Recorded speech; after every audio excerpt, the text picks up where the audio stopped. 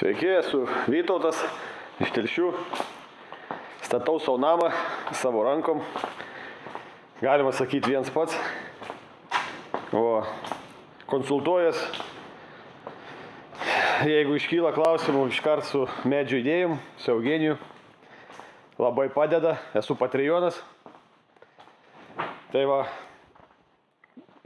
paskui parodysiu, kaip viskas vyksta, kokie procesai, kaip darau, ką sugalvojau. Dabar montavau garo plėvelę, kadangi viens pats, tai sugalvojau visokių stovų, susidariau, kaip sakant, susikaliau, kad palengvinti darbą. Ir taip pat ant perdangos, kai dėjau, sugalvojau su dvipusė lipnia juosta, tai sumontavau visą garo plėvelę, nenaudodamas nei vienos kabės, nei vienos skylės, nepadarydamas nieko.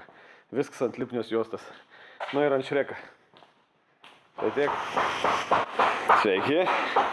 Pradėjau grebestavimą. Turiu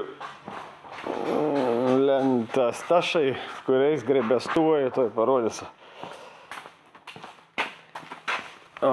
Džiovinti, abliuoti, kalibruoti 18 ant 95.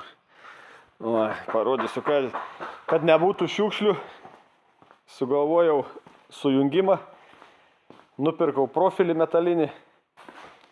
O taip, po 20 cm supjauni, užlenki ir susuki. Visur aišku šreka, kad prikibtų plėvelė. Ir varžtam, kad būtų geriau. Parodys, kaip gaunas. O taip, susigrebestuoji. O taip, gražiai viskas susijung.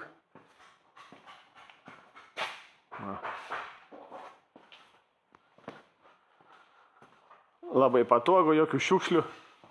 Susijung gražiai.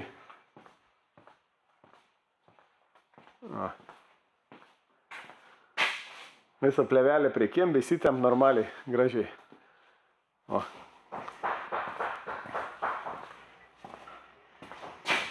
Tai va, šiandien baigsiu perdangą. Tai va, rytoj pradėsiu sienas, tai vėl įdėsiu.